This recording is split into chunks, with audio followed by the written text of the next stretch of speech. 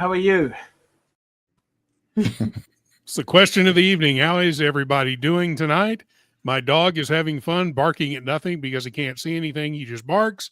We want to thank everybody for coming here this evening. Got what we think will be a good show. We've got Blake Ray here, and he's going to fill us in on his experience at Watches and Wonders since we just got him for a couple of minutes from the airport last week. So we will talk to him about that. We've got Mark in the house. We got Mitch in the house. We got Jen G in the house. And we will start off with some wrist checks. Let's see. Let me get everybody into a position here. Mr. Blake, we'll start with you. My gold tank. That's beautiful. Coming out to play. Love Very it. nice. Like a million. Oh. Yeah. Mr. Mark, what's on the wrist tonight? Tonight we Or are. should I say which Omega's on the wrist tonight? We are wearing the G-Shock. This is the biggest watch I own. It's 54 millimeters across. Oh my 58 gosh. lugs and lug. What? It's like half your forearm. Yeah, but it fits really well. It's really good, though, doesn't it? And it's Yeah. cool because it's tough solar. It's Bluetooth, Okay. and it has no digital readout. It is analog only. Like it. And I Like it. We got Mitch here. All right, I got in a somewhat unusual one. A Bauman Mercier Riviera. Riviera. 5-day power reserve movement. Titanium with a little rose gold at the bottom of the Very bezel. Semi-transparent blue dial. And it looks really good. And I guess Richemont or whatever doesn't believe in marketing, putting much marketing behind Bauman Mercier, No, they don't. because this has as much, or almost as much history as the Royal Oak. Yeah, it does. I love that watch. I really do. I mean, I like the whole line of those Yeah, of that. I really do. And I also like their Clifton, which is Yep. a beautiful Mm. dressy watch too. yeah, it's really Miss- Oak. Yeah, really. Miss Jen G, what's up? I am wearing. Well, Ooh. Yes. There we go. we're gonna have a Timex Timex chrono Marlin. battle. Yep. Timex Marlin. That was gifted to me by Mr. Robert Wood. And we're And gonna I have love this watch. It's great. we're about to have a battle here, Jen. Are you All right. Yep. Uh-oh. Ooh. Bring it up. I knew we were going to. I was like, oh man, should I do this? I don't know. I don't want to compete, but I really want to wear this watch today. Yeah. So we have the newly released Waterbury Chrono. It is a really cool watch, and it's got a nice little trick. So in order to size the bracelet, and I'll get the Okay. focus back on here so I can show you this little This trick. is That just it a dreamy Robert effect we had there for a second. has. Yeah, I know. So let me find one that we can do here. So in order to size the bracelet, let me make sure this is the right end. Nope, it's this end. You pull this Oh, out wow. and turn it, and Ooh. then you just pop out a link. When you have the Wow. link out, you put it back together. And See, I why can't. can't they do this with every other watch? I don't That's know. so simple. Because they Like, want you come to be frustrated. I know they Yeah. want you to come in so they can try to sell you another watch. I Yep. get it. Blah, And blah, blah. of course, I'm frustrated now because I can't see with the lights on in here what Yeah. I'm doing. But With all this- anyway, it's the toolless micro adjust. There we go. The toolless adjust on this thing is just awesome. Just Yeah, take it's on a less Pop it back expensive in. watch. And if it was on a Rolex, it would be getting headlines. yeah. So Yeah. I you know, just right?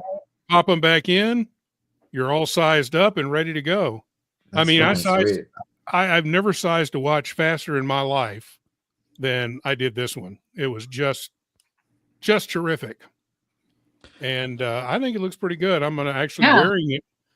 wearing it to a event tomorrow night, a watches and cars event that I go to pretty much every year now. So this will be my second year going to it tomorrow night. and it will. Last year I wore the monocle for that event, but this year I'm just going to wear something affordable and fun and new that I don't think a lot of people have seen. Yeah. Is the Squale honeymoon over? Oh, no. I still wear the Squale Okay. a lot, but Had to ask. no. But I've gotten 2 since then. I'm, slowing down. I actually don't tell my daughter, but I know what she got me for Father's Day. And it's a watch. So, but I don't have any other desire coming in. Any other watches coming in. I'm kind of out of the business for a while, at least another month. Taking a month off. You remember back in January where I said I'm taking a year off? Well, that's all changed. Lies and Yes. rumors. Because I'm a big liar. I think of these shows and streams as the Watchaholic confessionals. Yeah. Now, another announcement this evening, my friends. Look who has control of race software. That would be me. Whoa. Oh, yeah. So we will be having a race this evening.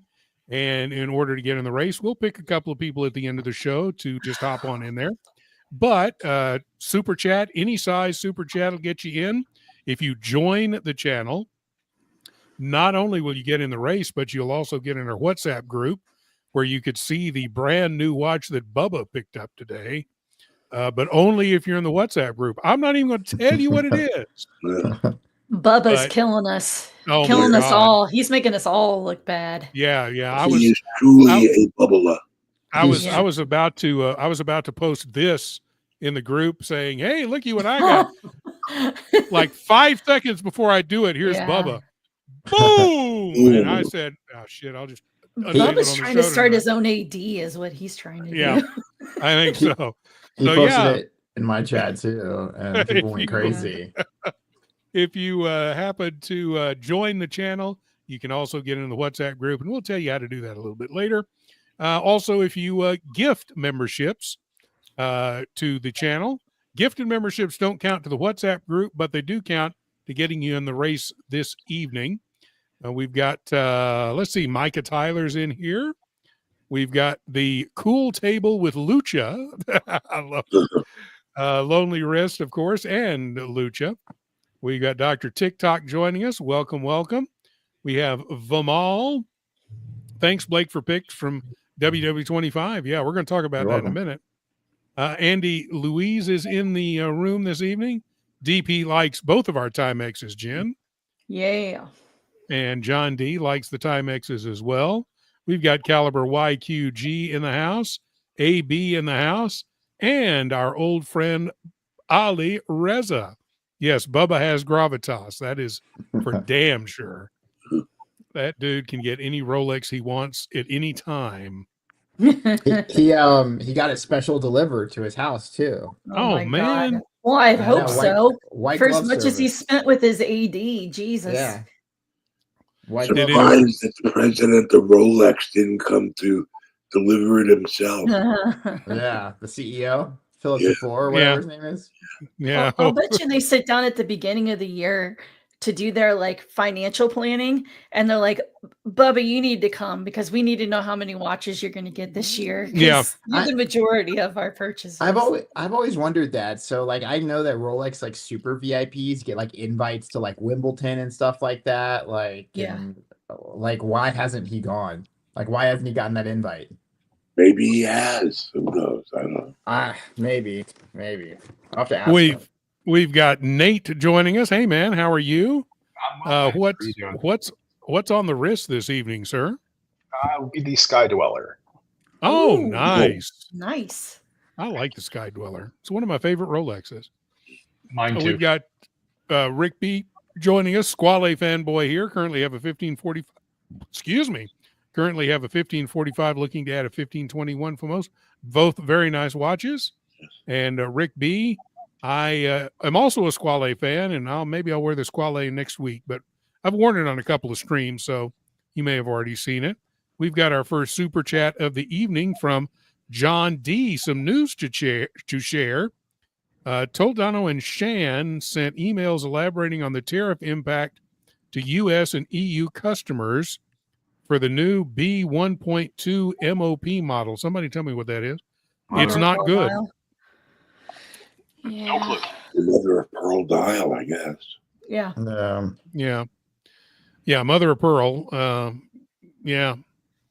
Well, I don't think any of it's good. Now, before we get into our talk about the markets, first we're going to talk to Blake about his Watches and Wonders trip, what he saw, what he liked, what he didn't like, all of that kind of stuff. Then we'll get into the talk about the watch market. And again, I want to stress, we're not talking politics tonight. We're only talking impact on how you shop for watches. Will this change the way you shop for watches? Are you looking for maybe new avenues to get better deals? Will you be dealing more with gray market? Will you be dealing with ADs? That's the kind of talk we're going to have. We're not going to talk about the merits or lack of merits for tariffs or anything political tonight, okay? Wait, no politics? Oh man, Nah, I'm sorry, Mark. And see, and then Gambino takes his camera off. Just mention the P word, and no political stuff this evening. So just wanted to make that clear, because we can talk Panda all night.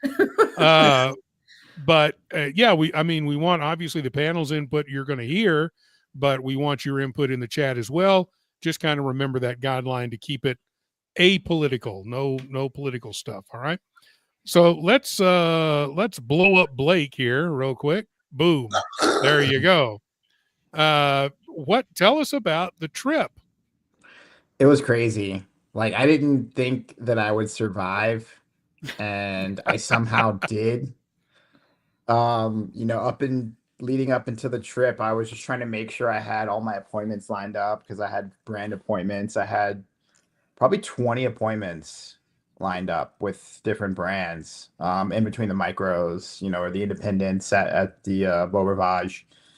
And there's also a parallel show, Time to Watches, which is within walking distance of Paul Expo, which is where Watches and Wonders is. And then, of course, the main show. And I had a lot of time trying to get in. It was challenging trying to get in, because apparently there's an open window that press has to essentially get sponsored to come to the show, which ended in November. And there I am deciding to go to Watches and Wonders in January, of course. So I had a hard time getting access to press.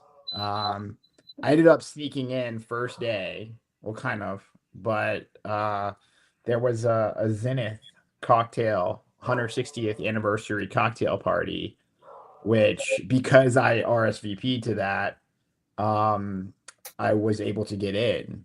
Yeah. And so that was after hours on day one. And, I snuck in, and I got to go see all the stuff with no like hordes of people. It was a ghost town. Oh, nice. There. And so I got to walk around pretty much all the booths and see all the releases, like with unfettered access. And nice. It worked out really well. Just back-to-back appointments, seeing all the new releases. I was definitely impressed with, it was weird to see how the brands interact. Like, this is the first real time that I've got to see like an in-person interaction with how brands work with, like YouTubers or whatever you want to call me, creative, or I don't know, whatever you want to call me. But there's a few brands that I noticed that really, really, really take customer or like influencer feedback like very seriously, and Hublot being one of them, surprisingly. When we had our appointment with Hublot, it was me, my friend Sophie from Sophie's Watch World. Sophie's Watch World, right? And so what we were doing is, like, she was bringing me to her meetings and I was bringing her to my meetings. Oh, okay. So that way we can kind of like do as much damage as we could. And no, so when we went there with Hublot and they were showing everything, it was, the Hublot, like the director of marketing, it was the creative director sitting next to me. Then it was just some note taker, and like anything that we were saying, like boom, jotting them down. And yeah, I mean, just to see that type of like, like how receptive they are to input was super cool. Grand Seiko was another one I think was pretty cool. I like that new spring drive. The accuracy is The incredible. UFA, Yeah. freaking cool. Yeah, I mean, a lot of the time, when they're talking about it, I'm just trying to go in there and shoot my content and get out. So I didn't have as much time to absorb a lot of the discussion, and pitches that these brands had. My first real time with, getting exposure to Parmigiani, which is just an insane brand. I did some stuff with UN, which was absolutely exceptional. I mean, UN kind of goes all in on one piece every single year, instead of flooding the market with novelty after novelty that you see everybody else do. The Diver Air, freaking amazing. And I was really impressed with some of the Hublot stuff, Grand Seiko. I have a list too of like my favorites that I'm getting ready to write about, or at least to put together. And so it was a Diver Air. The Zenith releases I think were exceptional. Zenith is another great brand that's really kind of receptive to, to their audience feedback. Zenith had like a special edition Asian market release, which was the Chronomaster Sport with a meteorite dial. I had never seen that, and they just slipped it out, which I think was super cool. I got to mess around with the Moser Hot Lance robot watch, which was kind of like the talk of the show. Yeah. And to hear the story on how it all came to be, because he had a little robot like clock as a kid. He was like, hey, let's make a serious one of these, which was freaking cool. I'd never really been a huge Oris fan, and I know a lot of people here are. But I got to bring I got to work with Oris and another creator where they have like a wandering watch. It's kind of like going around like Iron Victa, that we did. Oh yeah. And so it's the same thing. It's just going to a bunch of different watch enthusiasts around the country, and then Oris donated the watch, and then at the end of it they're going to auction it off, which is gonna, I mean, 100% of the proceeds go towards some type of charity, which is a freaking Can I cool interrupt project. 1 second? Sure. Yeah. Whatever happened to the Jets watch? I don't know where it is at the moment. Lucian Medic got it. He's a closet Jets fan. I don't know where it is at the moment. It's up there on his little mantle. Yeah, no, I can't remember who had it last, whether it was Ollie that had it last and he was sending it to England, or I honestly don't know where it is right now. Yeah, it's Cotton Customs. Sorry, Blake. Probably. No, it's okay. Yeah. I was curious about that too. Yeah, I mean, having the chance to work on this project with Oris was super cool. I was the first, because I was going to Watches and Wonders for no other reason, the first enthusiast to get hands-on with the watch, and so I filmed a bunch of content for it. And so everybody that films it is everybody that gets the watch is documenting their journey with the watch. And then I guess Oris or whoever is gonna put all that content together to kind of package it, and talk about the battle scars or what have it. The Nomos World Timer. Yeah, I really like that watch too. Yeah, freaking awesome. I mean, every single color is a home run. I didn't know this, but after the show, I think it was, I don't know if it was, actually, I think it was Friday night. one of the people that like is like a brand consultant for Nomos, the guys from Wrist Check Pod, Perry, and Rashawn, they had like a huge kind of like fireside dinner with UN, and somehow I got invited to that. And it was, I mean, it was pretty much just everybody who's everybody in the watch industry was there. Georgia Benjamin, she's freaking amazing as a content creator. So Linda and Vu, which also have a podcast. Lydia. Yeah, sorry, Lydia and Vu, sorry. Yeah. And yeah, so she's actually the one that consulted with Nomos to help pull that watch together. Yeah. Oh wow. And yeah, I mean, Roman was there. I mean, I was there with Sophie. I mean, just all Archie was there. I know you were so excited that Archie wasn't there. Archie wasn't there. Interesting. Archie was in Switzerland. He was in Switzerland, but he wasn't. That's what I'm saying. He was there though. Like he was in Switzerland. I'm getting to that. Uh-oh. A segue. Yeah. So anyways, yeah, it's just a freaking cool experience. I don't know who Jose Feliciano. No, I don't think he was there, Swiftness. I don't know who Jiminy Cricket is. Jiminy Cricket was not there either. I can guarantee you. Neither was Pinocchio. All the watch YouTubers. I mean, Roman Sharp was there. I'm trying to think who else. I mean, Nico was supposed to be there, but something personal happened, I think. Yeah, he posted about it. His mom is very ill. Yeah. I didn't get into the details or ask any questions, but right.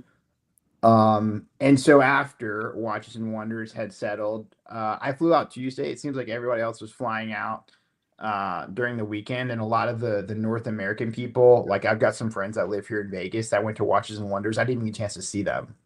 Oh wow. And so Aussie E was there, Aussie Expat. He was there. He and I had plans to meet up. He got super sick throughout the whole course of the week. Oh, he man. just came from Romania.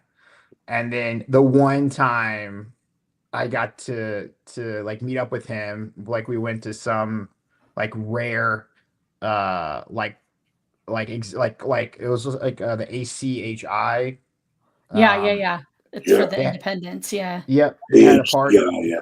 They had a party, and like Constantine Shakin and all those crazy people were there. And so we like went and checked that out. Then the next day I went to like a Chrono Tokyo event, which was freaking amazing to get to meet like Gyro and like the whole Chrono Tokyo team, which I had started to build an appreciation for those brands. And anyways, so after that, everything kind of settled down, and one of my friends who I bought a watch from has a watch shop in Istanbul. They have like an independent and micro brand shop, and I had purchased the Vulcan from them, and we had to like do a warranty exchange because I got the owner's warranty card for his Vulcan, and he gave me the wrong one. So after we did the exchange, he was like, "Hey, there's this Patek enameling event, you know." Ooh. And did you meet the two little old ladies? No. The two Rolex, Patek, AP, and everybody else. No. Yeah. The two little old ladies. Nope. Fly to Japan and do Grand Seiko. They're everywhere. Yeah. He's soon to be replaced by little old AI bots. That's right. Yeah. Their exhibition was insane. I mean, they had a lot of the Anita Porchette enameling stuff, and on one side of the showcase, they're doing like hand ground like guilloche techniques on the spot. The other side, they're doing enamel painting and showing you like how they mix the paints. And then the other side, they are like, I guess I didn't listen. You know, everybody's speaking French. I'm just kind of like, you know, like in my own zone, and I'm so burnt out by now. But the guy had this little like wooden thing that he was like using like a pedal, and he was like using it to cut little pieces of wood out, like in these little wow. patterns. Right. Doing marquetry. I Yeah. guess, yeah. I'm glad somebody knows what the hell I'm talking about. But yeah, he was doing that, and Yeah. then lo and behold, turn around is Keslo and Archie. Oh, hey. Oh, Yeah, and you know, of course, I you know, like Keslo introduced me to Archie. There you go. And so yeah, and he was like, oh, he's with the JJ crew. And yeah, I guess the rest is history. I will say, like, I did not know what to expect when I met Archie in person. Because again, you know, I'm not huge in the watch YouTube space. You know, I just hang out with you guys. That's pretty much it. So I don't get involved in any of the other, you know, streamers or anything. I did get to meet Tim Wright, and I'm in like one of the Tim Wright streams, like he's talking. And I was having a private conversation, and there he is like streaming, and I was like, okay. But again, I don't know any of these people like you guys do. But going back to my first like meeting with Archie, he was surprisingly like cordial and really friendly. And I again, I didn't know what to expect, but he seemed like very cordial. I mean, he seemed like, oh, you're here with JJ, like that's super cool. Like, you know, here's my business card. Like, text me if you need anything. Like, He has a and business card. yeah, he has a business card, an Archie business card with all of his channels on it. I've got it somewhere here. I'm going to cover some of the details. That's right, Ollie. He's trying to steal the leads. Yeah, the leads. That's right. These are all the business leads. cards I collected. Oh my goodness. God. From I've got a couple more here too, but let's see if I've got the Archie one somewhere close. Do y'all not believe in Blink or something? Come on, man. Virtual cards. That's what I did. There's so many. Well, while you're looking for that, let's remind folks that we will have a race this evening. And so if you want to get in on the race, super chat, a member milestone chat will get you in. Joining the channel, gifting memberships, that will all get you in as well. And we'll throw in a couple at the end just for the fun of it. So we've only got one entry so far. So if you want to get in the race, come on, folks, get in there. There's Archie's card. One side of the card. The other side. Oh, yay! I guess you can't see shit. Oh, well, censorship. Our channel is censoring it. Yeah. But essentially, it just has all of his like his YouTube channels or whatever, and of course, it's got his email and phone number and all that jazz. But yeah. I mean, that's in a nutshell. I did make a whole little video, shameless plug, that I did make a little video of my whole day one, and I am kind of working on like a best of show, and it's just gonna be a super casual YouTube video. Like, I'm not gonna go down that whole rabbit hole. But if there's any questions about it, it was definitely overwhelming.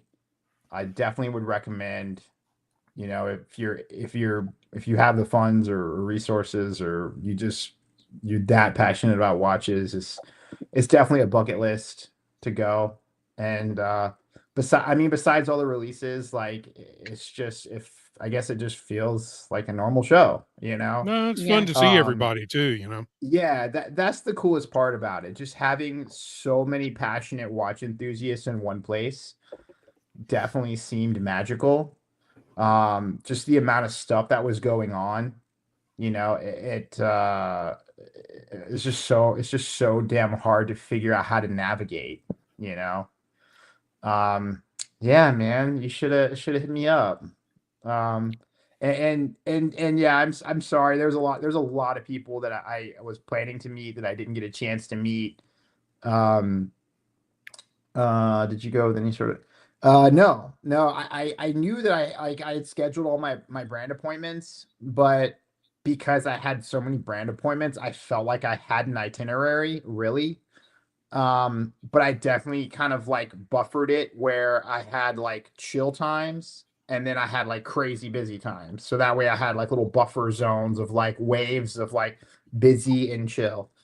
Hmm. So that way I could kind of do what I wanted to do.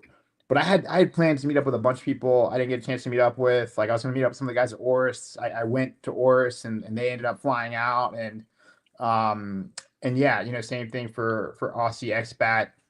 He lives here in Vegas, so not a huge deal to meet up with him. But yeah, I didn't even get a chance to meet up with some of the business contacts that I had like scheduled on appointments, and there was a lot of appointments that I had that um I slowly started to realize that keeping an itinerary there was nearly impossible.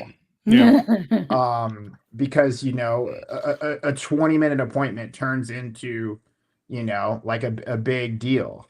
And I made the mistake of when I was at the Beau Rivage, like I had built my entire like camera. I was shooting interviews.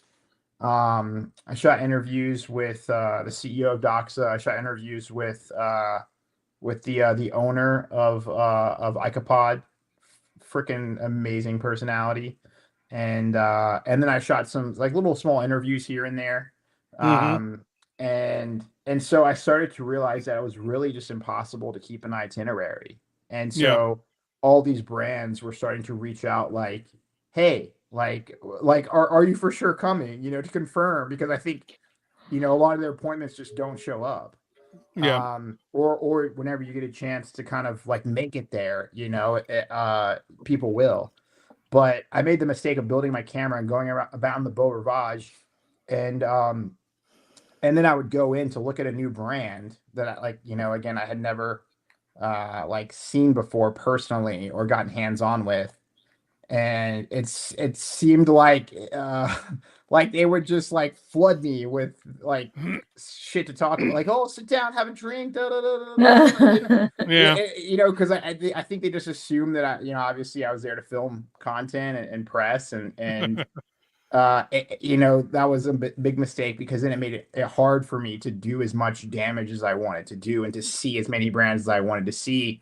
So I kind of like screwed myself by doing that. And then the second day, I got a little bit more stealthy and I just went around with my little pocket camera and nobody said shit. Um, so yeah, that's pretty much it. I feel like I've been talking a long time and I don't like to talk too much, but I have a Well, question. you blew that tonight, buddy. yeah, I know. Like the whole first 30 minutes is all me. But no, yeah, you should definitely go if you have the opportunity. But but yeah, the releases just it became like a backseat to everything else. The experiences, the parties, the activations, the networking, like everything else was what it was all about. Yeah. Nate, you had a question? Yeah. What'd you bring me? Um, I've got, dude. This is another funny story. So, so obviously, like I left on the Tuesday. The show ended on Monday, and I didn't even go Monday. I just spent the whole Monday just kind of doing my own thing, chilling, like catching up, trying to get some sleep. And so all these brands gave me so much shit. Like every single brand would give you like a big branded bag, and inside the branded bag was just like swag galore, right? Um, and so a lot of the brands, I'm not going to say who, but as I'm going there, and I was smart enough to like bring one of those little like handle scales so I could just stuff my bag to the max. Hmm. Um, because again, I had so much gear. I was so concerned about how, like, I had like a huge lighting kit, I had a huge sound kit, I had a multi-camera kit with like 13 lenses. Like I just had all this bullshit with me. microphones, I mean, cords, batteries. Like, I was just so concerned about leaving something. Thankfully, I didn't leave anything. But when I was packing my bags, I left so much swag in my Airbnb to get tossed out. Like, I left bags and bags of shit. That was just all like hats and some brands were giving out sunglasses and like posters and books and all this. And so I literally was just at the last moment trying to figure out what I could take and what I couldn't take. And I thought about shipping it all back. But yeah, I was able to bring a really small amount of swag. So yeah.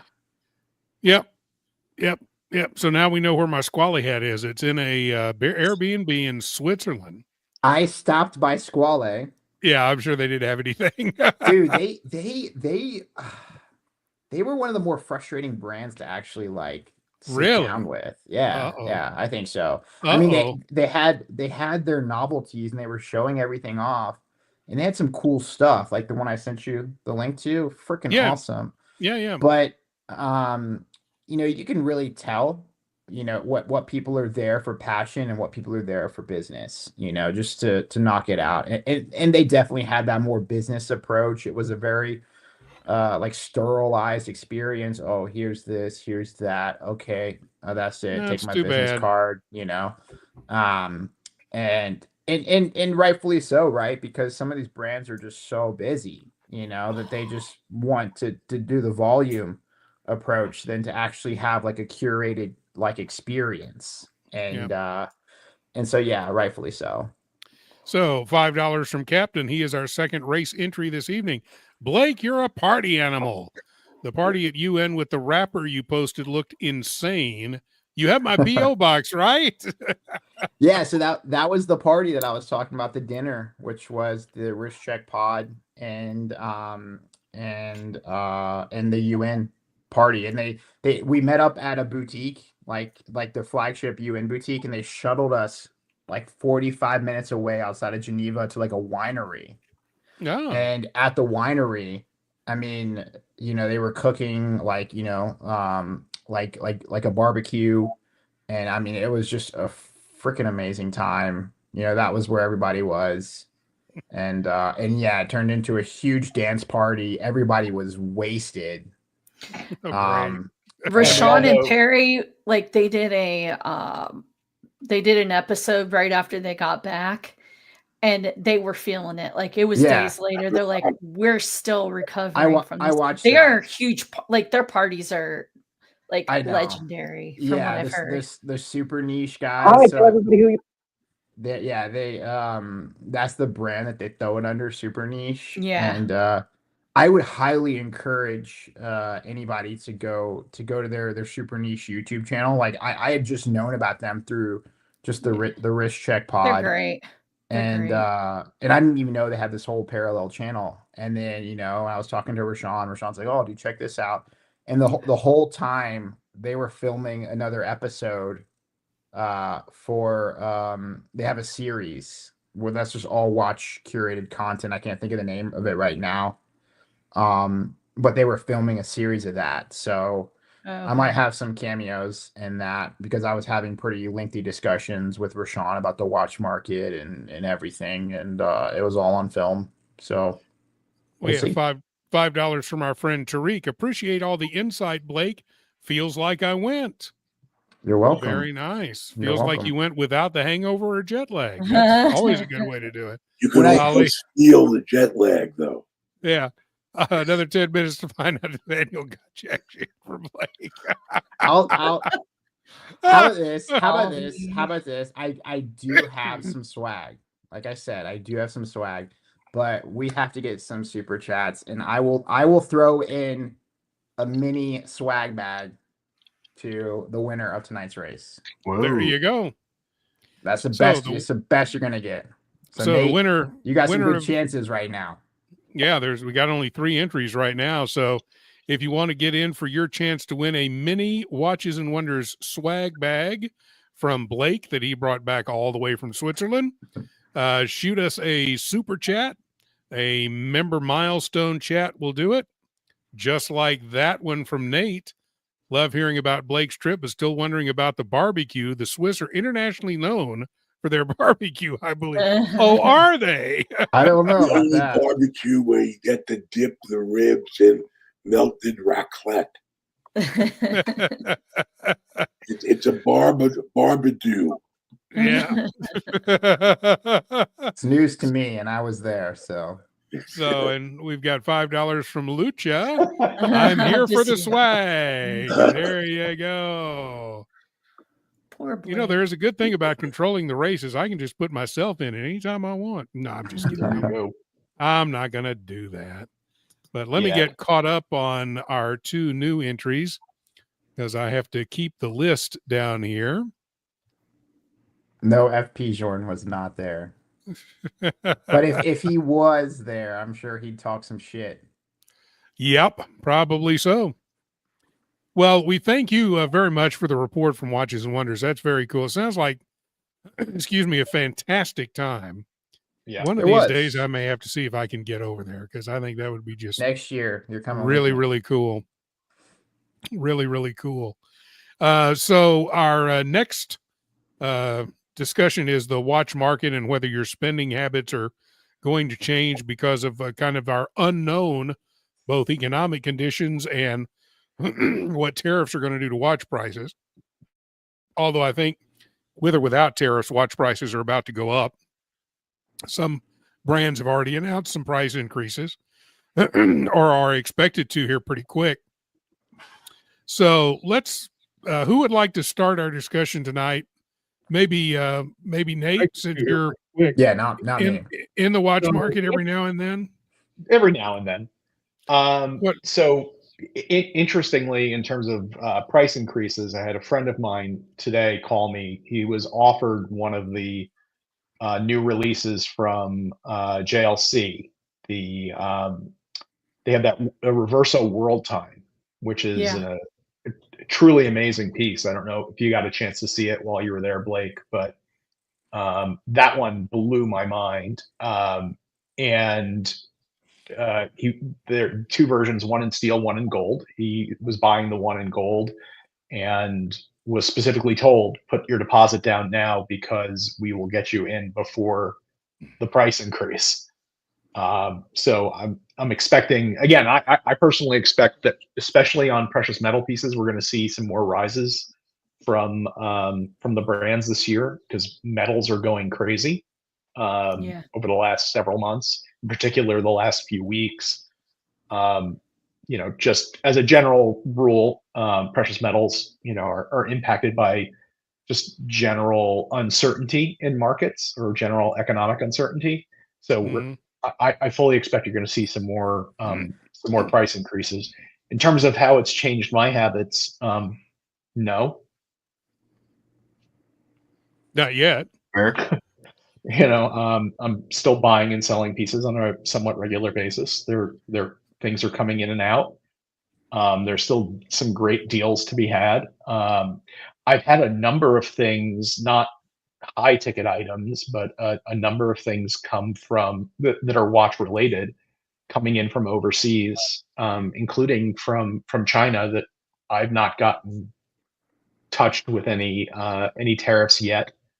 Even though there's supposedly 145% tariff on everything, I haven't gotten any phone calls from DHL saying, please send X dollars so we can release your package, including some things that are over. I think that they got rid of the de minimis $800. It used to be the first $800 was generally immune from tariffs. And I think that they got rid of that. But again, I've had items below 800 and above 800. Nothing's been hit yet. So I think the de minimis is like either May or June is when that's supposed to kick in, if I remember right. Okay. So that is coming from what I've heard, or is slated to happen. But I think from what I've heard is a lot of the tariff stuff is going to happen more on the wholesale side of things initially. You won't necessarily see it personally unless you're making stuff and importing it, then you're really going to see it, unless they decide to pass it down to the purchaser, where they feel like it's necessary to do that. You're not, like, if you're going out and buying items, you're not going to see that right away. It's probably going to be a little bit later down the line, but it just depends. I've had purchases that have come in both before and after the tariffs, where I've had to go and fill out the watch form, because it's coming in from overseas, because the seller hadn't, where you have to identify the value of the the case, the movement, and the strap or bracelet. But I haven't noticed any difference. So I don't really know what's happening. I know that a number of brands were taking a wait and see approach in terms of what they were doing with prices. Yeah. I know a couple of people wound up, a couple of brands wound up shipping out a ton of product to try to beat the timing on it. Mm-hmm. I know that my Patek dealer got a double or triple, shipment in February and March, and aren't expecting anything for April. So, we'll see what's gonna wind up happening. But personally, other than me looking at some of the fun micro brand watches that come from the Far East, I'm really not changing any of my habits in terms of that. And I think that many people aren't. I know that, Christopher Ward made an announcement when the tariffs were first announced, saying that they were going to be passing it along. And then they withdrew that when, the reciprocal tariff got removed. So hopefully that's what it stays at for the next few months. Farrer did the same thing. Yeah. There's so much confusion right now that my understanding is Customs hasn't collected a single new tariff on anything. Yeah. They just don't have the staff to deal with it. Yeah. And when tariff rates change every 3 days, and whether or not when the de minimis is going to go away, that it's, basically all in suspended animation. But let's assume that things stabilize somewhere and that the tariffs are going to increase. I think that this is really good news for the people in the pre-owned watch market, folks like Marco, the folks at EWC, etc. Nate, JJSW. JJSW. EWC. Yeah. But Mitch, you know what? I was actually talking about this on OC's channel the other day with him and CQ, because what I think is actually going to be particularly impactful are the fact that we have the Rolex CPO program, Cartier has a CPO program, Vacheron has a CPO program. There are a couple of other brands that are actually have developed a CPO program. So what I think is going to wind up happening is I think that it's going to actually be beneficial for the CPO programs, because when an American dealer buys back a watch and then puts it into the CPO program. Wow. Okay, that's weird. I was not expecting that to happen. I don't know what I've done here. I saw when you did the thumbs up one too. I was like, I didn't mean. I apparently have something happening here. How did you do that? Yeah, I don't know. It's Jen and her program that she had me download Magical the other day. Wizardry. Yeah.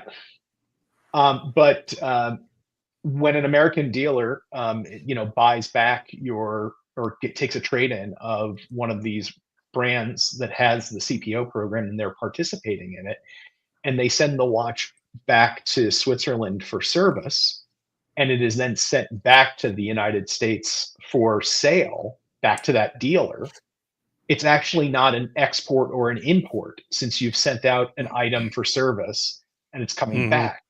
So that watch in the CPO program, as long as it started out from an American authorized dealer, is not going to be impacted by any of these things. Same thing for, I know I spoke with a friend of mine who works for a very large secondary market, dealer, who will remain nameless, but let's just say it rhymes with Watchfinder.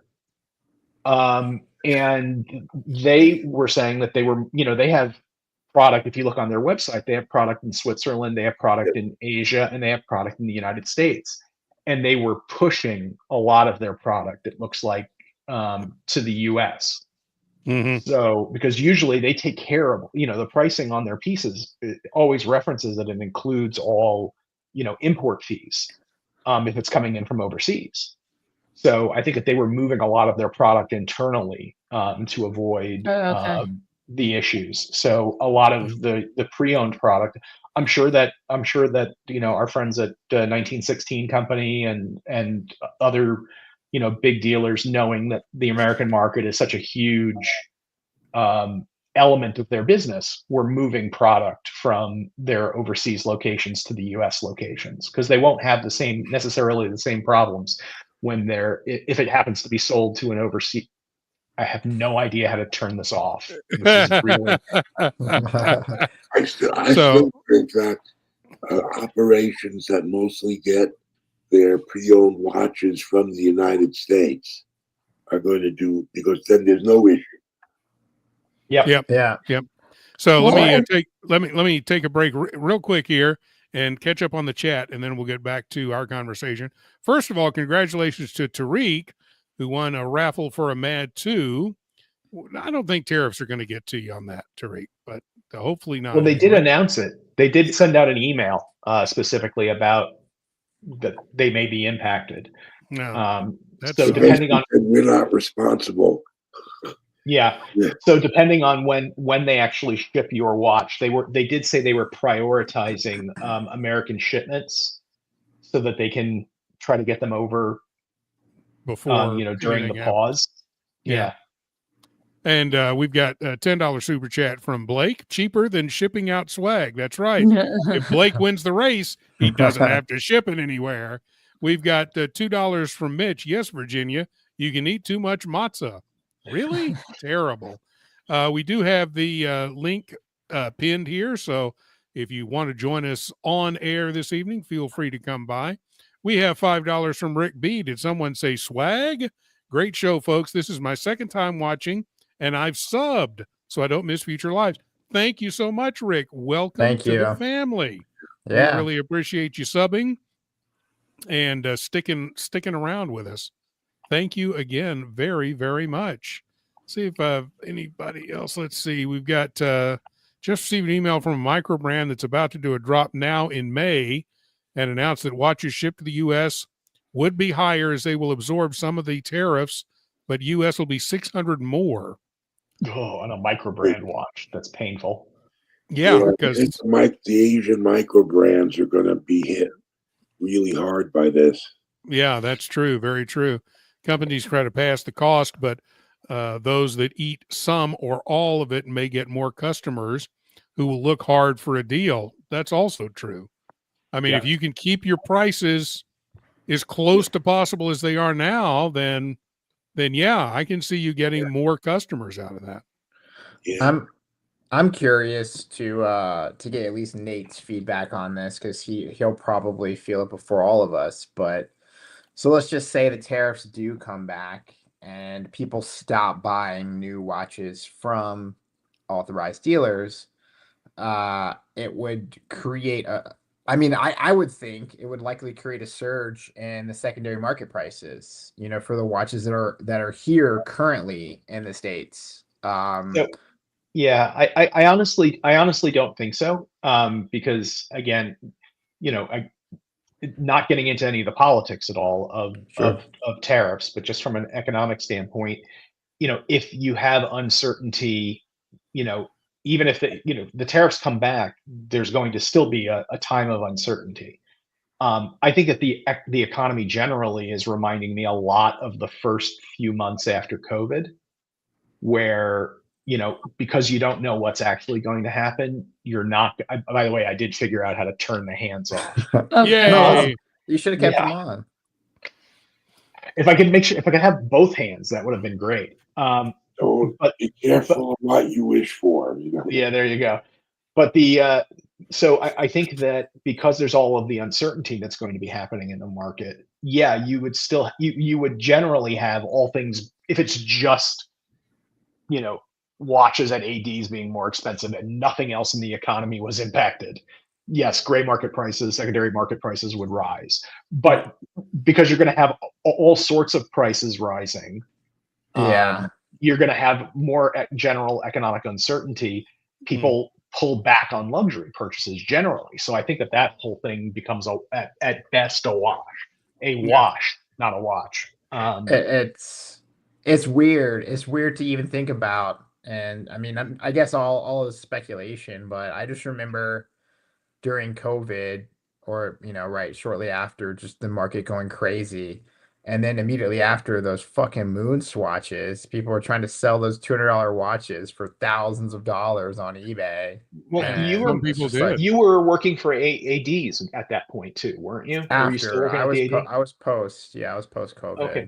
So, I mean, I was still doing a fair bit of trading, even as early as, beginning of 2020. That was like my second year anniversary in the paid Moda group. At that point, and prices dropped like so quickly for that first 4 months of COVID, from like, I would say January to probably June.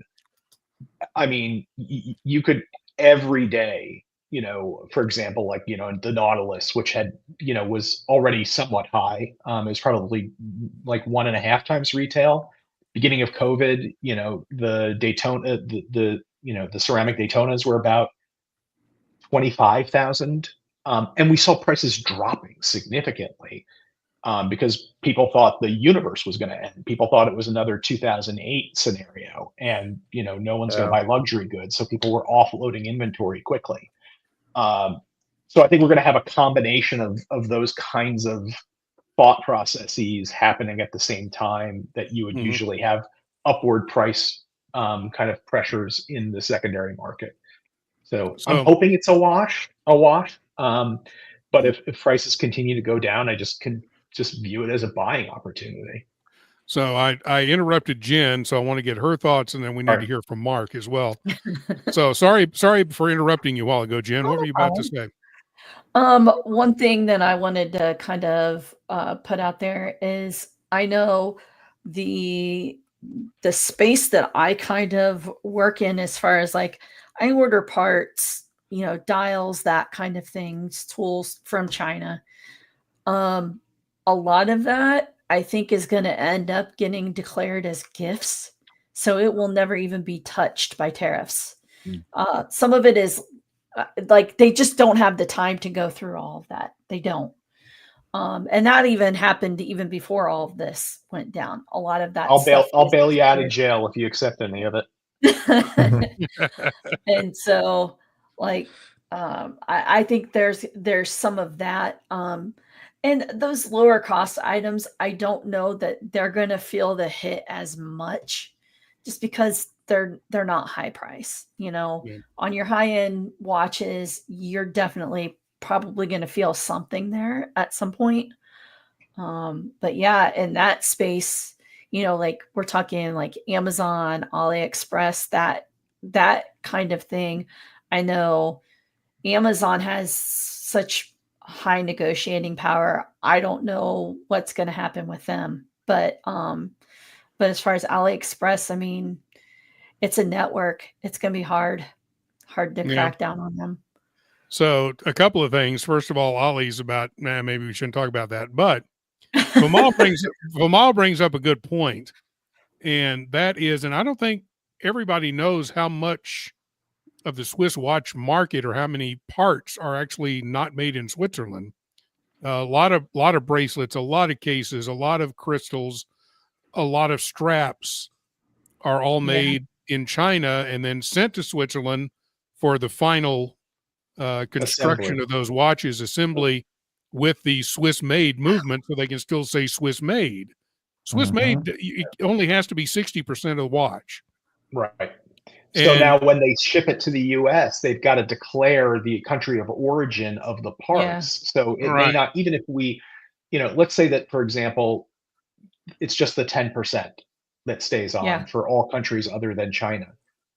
Just like with the car industry, they deal with this constantly when they're importing vehicles, that they have to declare, where every single component has a country of origin from, so that they can deal with the appropriate tariffs. You're going to wind up having that on all sorts of products coming into the States. It's going to be weird. So, Mark, you've been awfully quiet up there. What's your thought on this whole thing? And is this going to change the way you shop for watches? So, my goal for the year was 2 or 3 nice watches that I was going to buy this year. And I don't see that changing unless it's a drastic increase in pricing. I'll still buy my shitters, and I'll still, and that stuff. I've got one to unbox next week that's coming in tomorrow. But even the watches that I buy kind of tend to be 10, 12 grand and under. So I don't know what the true effect to me would be. Like if you buy more watches, obviously it can have a much greater effect.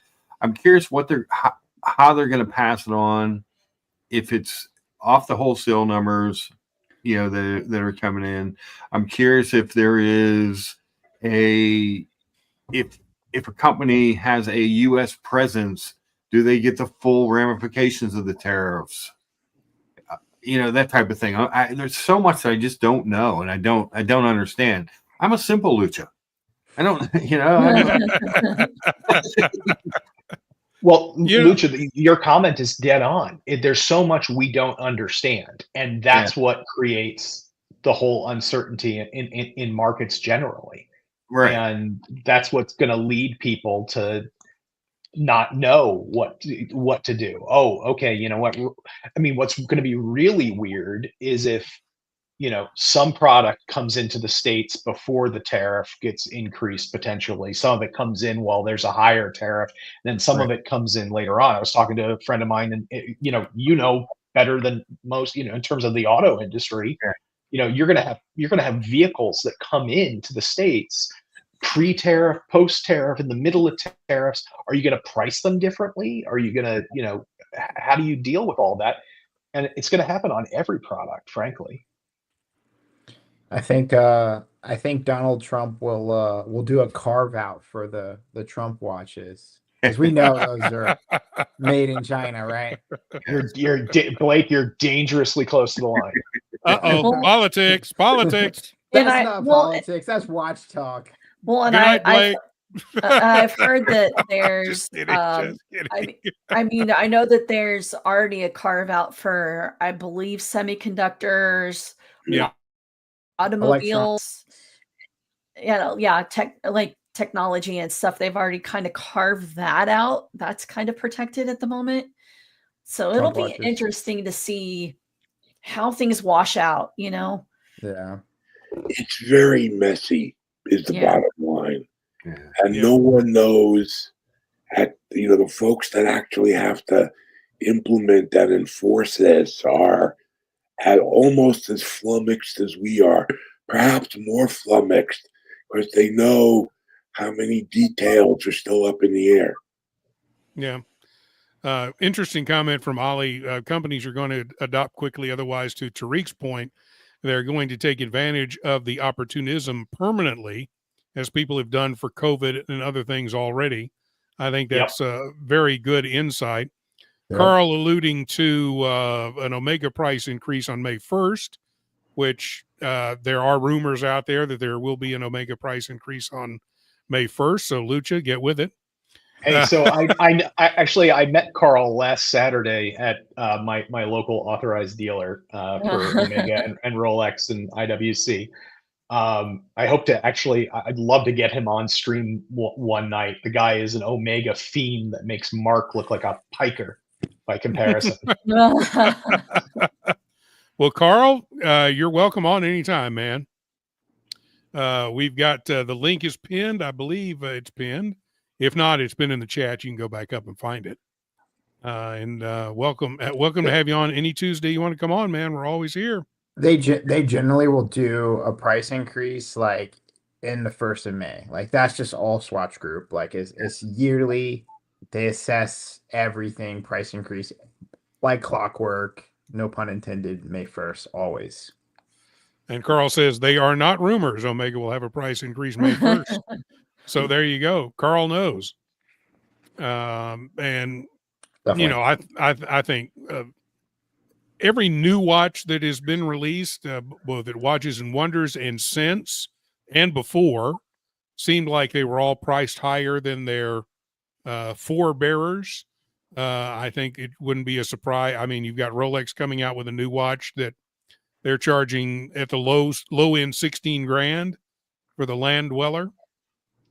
I think that seems although that seemed to make sense given the brand new movement and everything else associated with it. So, you know, I think at that one, at least the steel one didn't seem to be, you know, trying to I guess sort of revise their pricing structure or the beginning of a revision to the pricing structure. And I stand corrected from all 14.9K for the Land Dweller. Either way, it's expensive. Yeah. But I mean, the top of the line of that's over $100,000. Yeah, that's just those are insane. Looking at the prices of the diamond, platinum, bezel. Yeah, the platinum diamond was like $116,000, something ridiculous. Yeah, I mean more than a platinum date with diamond dial. So real surprised about that. So here's another question for both the panel and the chat. If you're on a wait list now and the prices increase while you're on that wait list and you end up saying, well, I had saved up X amount of money to get this watch when I got the call, and now that watch is X amount of money and I can't afford it anymore, what are you going to do? You going to put the rest on a credit card? Are you going to get yourself off the list? Are you going to say no when they call? Or are you just going to suck it up and pay it? Depends what it is. Yeah, I have no idea. Watch. I mean, if it's a Bell and Ross, hell no. But other than that, I'm not going to say anything. Well, you're trying not to. No, I still have a weird affinity for Bell and Ross, but like I said, I've purged myself. I've cleansed myself of all the Bell and Ross watches that I once owned, and I do miss one of them, but the reason why I have such a particular affinity is because my initials are on every watch they put out. That's right. BR. Yeah. So yeah. So well, they have a new one. I actually snuck into the Bell and Ross booth for like 2 seconds, and I did see it, and it just seems like another. I don't know. It just doesn't seem. It just seems like the same shit, copy paste. Yeah, we'll bring up the new one just so folks can see it if they haven't. So what do you guys think of the new Bell and Ross here? Copy Any paste. other thoughts? Yeah, I agree. It's a little bit smaller case. That's the only change. 36. Yeah, 36 mil. Yeah, it looks like every other Bell and Ross. Yeah, just smaller. I mean, it looks good, but which is actually an improvement. Yeah, so it is an improvement because it's less Bell and Ross. Now I hate it because it's a Bell and Ross and it's small. Yeah, that's right. If it was a 45, though, you'd buy it.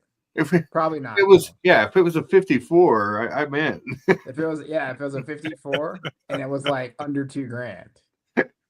Exactly. Yeah. I mean, personally, I'm at the point where I freely admit that I'm a sucker for a pretty dial, but I'm not going to spend thousands of dollars for a pretty dial when I can spend $500 and get a Zelos or a Phoebos or a Islander or whatever with a pretty dial. Yeah. And by the way, Terry Stern called. He'd like his bracelet for the Cubitous back. Yeah. What if in some weird way Terry Stern modeled the Cubitous off of Bell&Ross? Uh-oh. Now you're starting rumors. Don't get me started. I showed you I showed you my AliExpress watch that has been out for a year and a half. That looks exactly like the what if it was like a cocktail and like a mad laboratory where he takes a Santos, a Bell&Ross, and then your AliExpress watch. Yeah, he chat GPT'd that shit. Yeah. Don't be fooled. Yeah. Like more square. That's right. So yeah, Blake, did you go up to Laurent Ferrier while you were there and tell him that you had heard while he was at Patek, and since he trained Terry, that he was actually the inspiration for the Cubitous? I didn't go there. Did you see the new 40 millimeter Cubitous while you were there at the Patek booth? So no. So I know this is gonna sound like I'm gonna get smoked in the comments. But it won't be the first time. Yeah. But because I was so stressed and I had so many appointments, I skipped over Patek. I skipped over JLC. I didn't even touch Tudor. I did take a couple pictures of some of their releases. Didn't do anything with Laurent Ferrier, obviously. And I mean, obviously I skipped over Hermes and Van Cleef and A Long and Stone. I skipped over all of those. So yeah, I was just so busy. So. That's right. He had to spend 6 hours with Doxa. Well, no. So here, and I did spend a lot of time with Doxa.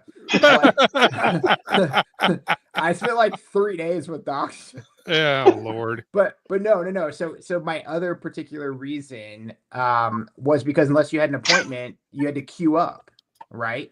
Okay. So there's these huge fucking lines of people queuing up to go see shit, and if I had an appointment, I could just skip right through. So in the spirit of doing again the most damage, I didn't queue up. So I just kind of did what I had the appointments for, and figured I'd see the rest on the internet. So we've got respectfully late. Are you laughing at this? No, I'm laughing at Ollie's comment. Oh Lord. Ollie's comment. Oh, you have to post it. It's great. Yep. There you go. Absolutely. Straight swag bags and left him in the Airbnb. You guys were you even there? Yeah, so, if you didn't go to Patek, were you even there? I think we have an answer for you here, respectively late. Actually, Ollie just gave you the answer in the comments. A good day, gentlemen from the land down under, looking to get a Cartier Santos two-tone is my next major purchase. Anyone on the panel I should talk to? Nate, you're on. He is the Thanos of Cartier. There you go. There's Nate right there, buddy. There you go. The Santos de Cartier is probably. I own the rose gold one. It is probably it may be one of my all-time favorite watches. It is just absolutely, it's stunning, and the two-tone one is absolutely fantastic too. I think it's a great way to purchase that is going to be on the secondary market. You're going to wind up saving yourself 25-30% probably off of the retail if you spend a little bit of time looking. And go on to the real. I know they have a couple of them I've seen recently, both as the standard and the chronograph versions. They're on eBay all the time for very good pricing, all local within the US. Actually, don't know if they're going to be, if you're actually from the land down under, what the situation is there. He is. But eBay is a fantastic place for those too. They're constantly getting turned over, and since it is the #2 watch seller, there's usually a ton of them on the market. and it's just a fantastic watch. And the fact that it comes with the extra strap and the quick release and everything else, there's nothing bad I can say about the watch, and everything is, it's just a great piece. Nate doesn't like them. He just had 8 of them and called it his Infinity Gauntlet. I did not have 8 Santos de Cartiers. I had 6 Santos Dumonts. There's a difference. Okay, sorry. I'm at ins right now with Cartier because my Santos that I bought, my busted ass Santos, they busted it even more. No. What happened? They fucked it up, dude. They fucked it up. So wait, so like don't badmouth them if they're doing something right by you. I think they tried to fix it as much as they could, but if they took any more off of it, Blake, it would have been, they could only go down so much, because I think those scratches were deeper than you think they were, and I don't think that they wanted to make it look all rounded off and everything, so they tried to keep as much as they could. I have a hard time accepting that. and then additionally, like the quick release bracelet, like won't even fucking come off. Like it's like jammed up in there. Wow. Like you can't like quickly like do the quick release. Boy. Yeah. So is it still under warranty or no? No, absolutely not. Of course not. Oh, okay. I mean, it's 8-year warranty on those. So that's why I'm wondering. And they only released in 2018. You get 2 years, and then you have to register for the additional 6. So whoever bought it was a dumbass and didn't register for the additional 6 that is the worst thing, because it's like, and it's because it's completely transferable to the new owner for the full 8 years. Yep. It's just that they don't register it. Ironically, when I took it into service and they were like, they saw like the watch, and they're like, oh, this one definitely needs a shirt, this one looks like it's been, put through a meat grinder. And then the guy was giving me this whole lecture. Like, I was like, I was thinking about, because I've been working with this PR company, and the PR company has a contract with Watch Check, and I was like going to document it for Watch Check, and just see how they do the whole experience and film it and document it. Besides the point, so I was telling my buddies at Cartier this, and he was like, well, if you send it to them, what they're gonna do is they're just gonna drop the bracelet in an ultrasonic cleaner, and they're not gonna do a good job in cleaning it. And then whenever your bracelet comes back, or the watch comes back after it's been cleaned and sanitized, and you won't be able to take the quick release bracelet off. And it's like, oh my God, the irony, because dude, that thing is locked up in there, man. Whatever they did, you can't take the bracelet off. A reminder that it's already sent back, and then they said I might have to pay more. Oh, so God. It's like $700 for them to tell me I might have to pay more. Oh, bro. That's it. I'm not buying a Cartier. Okay. I'm not going to say, I'm not going to say that I sent my Santos back because I needed to get an extra link for it. And when I ordered links, the gold was slightly off, and they asked for the watch to be sent so that they can match links to it. While it was there, they actually tested the watch, even though it was just there for, matching up of a link, determined that the watch wasn't keeping proper time, and decided to give it a full service. And because they kept it for an extra week, are giving me the link for free. I'm not going to say any of that in terms of my Cartier service experience. Well, you have the Gauntlet collection of Cartier, which I obviously don't have. And I have zero relationship with Cartier. I have like some of their like leather goods and some of their jewelry and stuff for my wife, but if you have more difficulties, do me a favor and text me. I actually have a contact in Dallas at their the Richemont Service Center, and I'll be happy to reach out to them if you still have problems. That'd be sweet, because that's where the watch went, and I wasn't happy. So, and Jen, I refuse to accept that. And John, you can refuse all you want. That's fine. I mean, you're still wrong. If you would get it in hand, you would just see like they're not deep scratches. Like now they aren't. You should. But before they may have been. You should have seen the Omegas that I've sent. I just don't understand why they didn't laser weld it. If it was that bad, I would have thought they would have laser welded it and relapped it and then send it to you, or put a new bracelet on it. You know, one or the other. I don't know. Yeah. It just doesn't make any sense because it is scratched up. I will give you that. It is very scratched. So Yeah. just a reminder. Is this the one you bought from the pawn shop? It is. Yeah. So to answer John D's question, I didn't mistreat it. I bought it from a Vegas pawn shop from the sketchiest backyard dealing. So. All right. So just a reminder, we're going to give the 2-minute warning to the race. 2 minutes. Right. So as it says on the screen, get your race entries in. Super chats, monthly member chats, gift memberships, join the channel. And those are the ways you can get in. We'll add a couple at the end just because we're nice people. But if you want to assure a race entry, let's get them in there. 2 minutes, and we're going to do the race, or I'm going to do the race. I'm going to try to do the race because I've never done it before in my entire life. You can do it. You can do it. Yeah. By the way, I would like to say, Jen, I'd like to thank you for not sending me any eBay links for the past week. All right. I did send you that one link, though.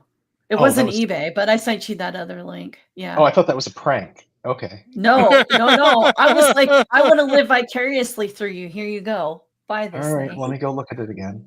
Oh, God. Here we go. You know you're cooked if you start sending Etsy links. Yeah. All that's fake. Yeah. All right. We've got a $2 super chat from AB, last minute entry. We appreciate that, AB. I've got you on the list. We'll get that loaded up here momentarily, and we'll be doing a race tonight. Should I go get some swag so we can tease? Sure. So the winner tonight gets a mini Watches and Wonders swag bag. Let me go from grab our some. man who went, Blake. Yeah, go grab some. We'll show it off real quick. Nice. Couldn't figure out a way to shove another 12 hats and sunglasses into his carry-on. I know. Come on. Jeez. What's the deal, man? You got to wear people can fit like freaking microwaves and all that stuff. They got like that sling thing that they put on, and they look like they're pregnant, and they walk out with like a television and a microwave. You're like, how did they fit that in there? Like the people who get on the plane like wearing like 7 shirts and 4 pairs of pants. Yeah, I mean, honestly, he could have done this. Yeah. I know, right? Yeah, nothing to see here. Yeah. Oh, don't put on the Omega hat. You know who will show up and start complaining. Oh yeah, no. Excuse me. We got Art Vandalay, $10. We appreciate that, Art. Great to see you, Robert. The best host. Well, thank you very much, Art. I do appreciate that. I cannot, however, fix the race because I have no idea what I'm doing. So Art, you win fair and square, or you lose fair and square. But hey, I appreciate the compliment, man. I really, really do. Really, really do. We just have a good time on Tuesday and just act dumb. That's not an act for me. That comes naturally to me.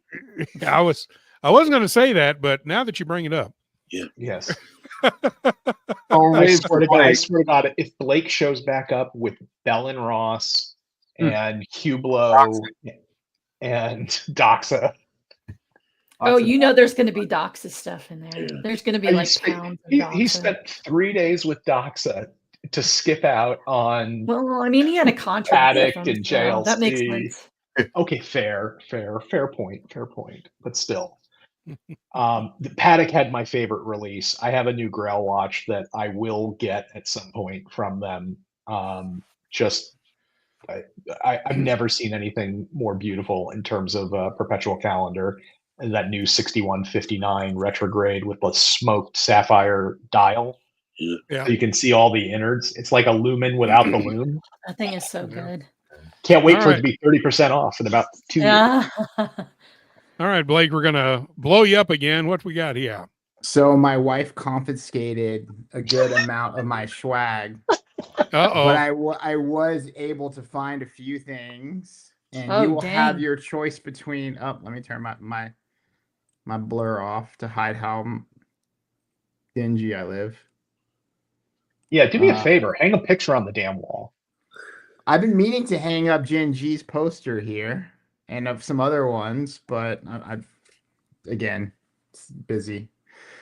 This lovely UN hat could be yours, which was a limited edition Watches and Wonders UN hat that they co-designed with some creator.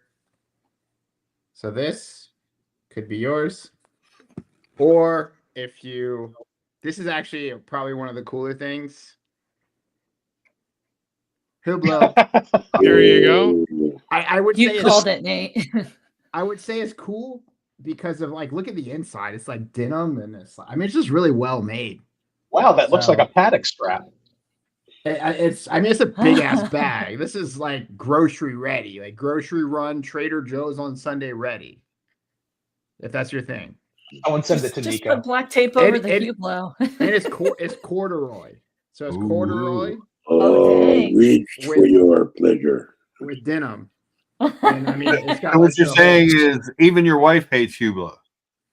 Well, I have another one of these. I have two of these. I have two of these, and I have two of these. So I think she already confiscated the other one. George Varghese comment. That bag is better made than Hublot. Could be. Yeah, you're not wrong. So, your chance to win. Take your choice between the Hublot bag, which is better quality than a Hublot, or a UN hat, which is not better quality than a UN watch. Actually, just so everyone knows that's going to be participating in the race, the prize tonight, if you win, is Blake will send me the Hublot bag instead of you.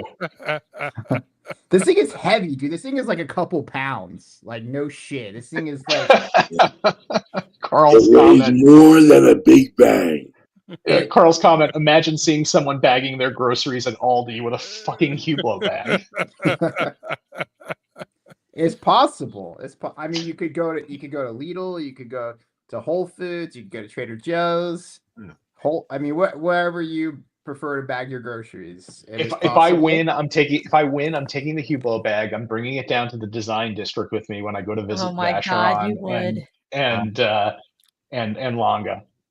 Imagine that. It just says fucking Hublot proudly different.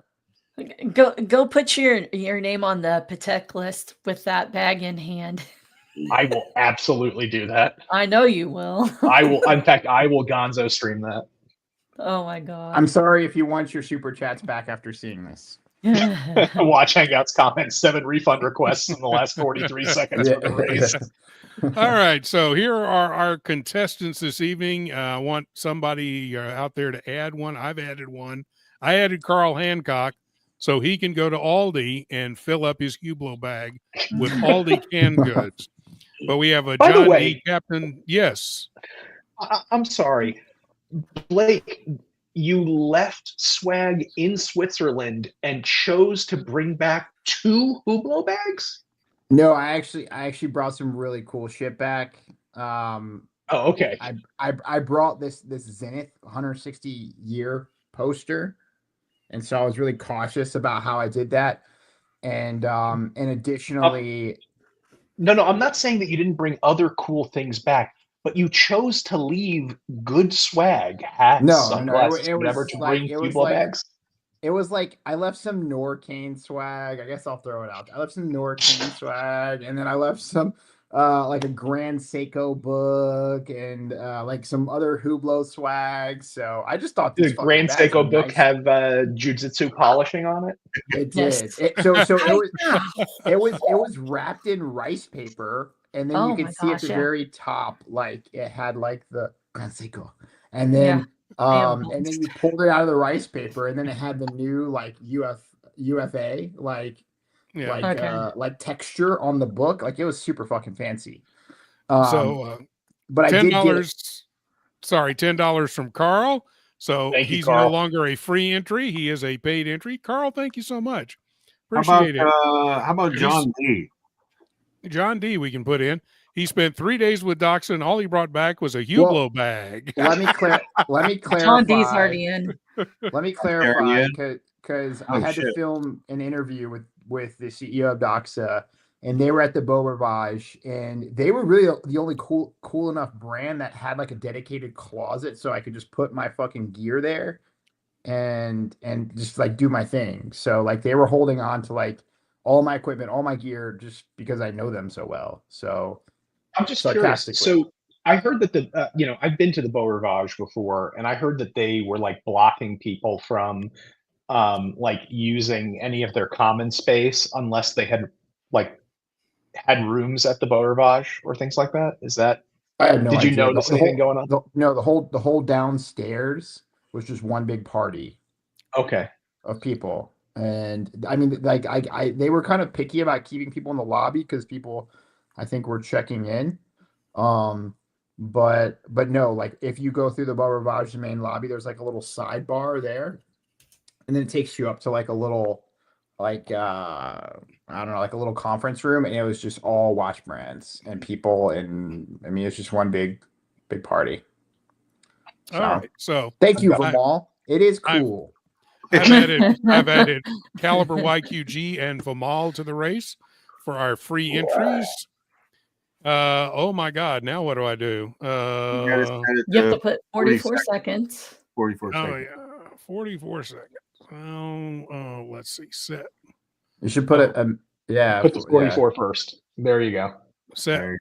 Why is it we choose 44 seconds? Like why? What's the I have no idea. Yeah. And remember to turn off the volume. There you go. Volume's off.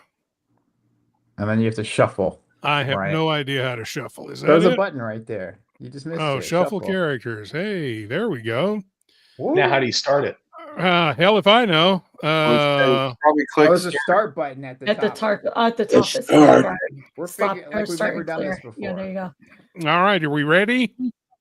Apparently, this is our first rodeo. Oh, the music. I think the music's turned on too. No, it's off. Okay. What's It's off? Okay. Well, we'll find out in a minute. Here we go. And everybody's even out in the beginning here. Hopefully that's coming through on the screen because I have to watch the race go on. Nope, it's coming through. Good. We got Carl and AB out in front right now, which means Hancock in the lead. Look, I'm going to the back. I don't want the Hublot bag. Dude, I am fighting for my own Hublot bag right now. Somebody shot their horse in the leg. AB's hanging in there. Got Blake, but they're fading. Carl's still in the lead, man. Carl's holding out. Usually the leaders fade. Is he going to go wire to wire? Tariq is coming up. We got Tariq coming up fast. Oh, we got AB coming up fast. Tariq. We got Art coming up fast. Oh, Captain. Let's see. I think it's going to be Vimal. Hey, wow. One of our free entries tonight who wanted the Hublot bag. That's what happens. Happens when you're positive. And as further punishment for you bringing back a Hublot bag, you now have to ship it to Canada. Is that where he's at? Yeah. Vimal. Holy fuck. That's all right, Blake. We'll help you out with it. Don't worry. Vimal. There you go, John D. Winner, Hublot bag dinner. There you go. Oh my, Vimal. Let me. He's in the WhatsApp group, so we can. That's true. You're in the WhatsApp group, so yeah. Just WhatsApp Blake your address and stuff. Yeah, on WhatsApp, and he will get that right out to you. I don't think Canada will tariff it because it is indeed a Hublot bag. So and it is indeed it is also a gift. Yeah, it is a gift. That's true. So yeah, no problem. So hey, we want to thank everybody for being here this evening. We had a good time tonight. Yes. I hope you guys had a good time tonight as well. We will be back next week when I think, Blake, we're going to do the getting AI to pick out a watch collection for us. Yeah, so we came up with a concept of having ChatGPT build all the panelists a watch, and then we can all vote in the chat who has the best collection. Yeah, there you go. Yeah. And do we have to provide personal details about ourselves in order to the whole kind of premise of it is like you have to prompt it, right? So like all about GPT is all about prompting it. So whoever gives it the best prompt, right? But you can't say like, oh, choose a Cartier. Oh, I'm out. Yeah, so that's what we're going to try that next week and see how it works. And if you guys in the chat want to do it too, and just let us know what your collection turned out to be, we want all the participation we can get in chat. We'll be online here doing it for you, and hope you guys have a wonderful week ahead. JJ will be back, I believe, on Friday night, and of course Sunday Fun Day. It'll be an Easter Sunday Fun Day this week, so hope you guys can show up and have a good time with us.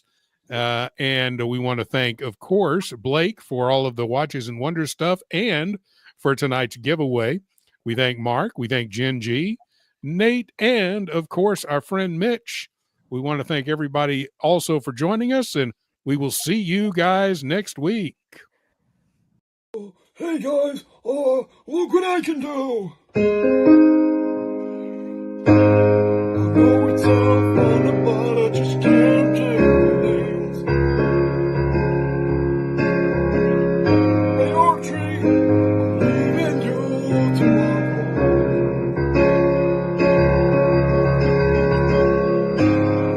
I'm kind of getting tired of all the names like from Jimmy calling me.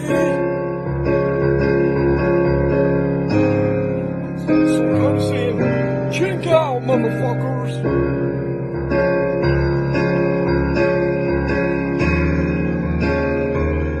Mike the Snake, I'm leaving.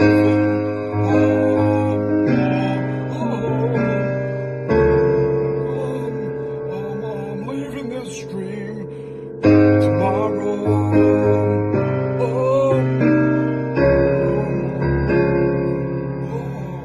Check out, motherfuckers.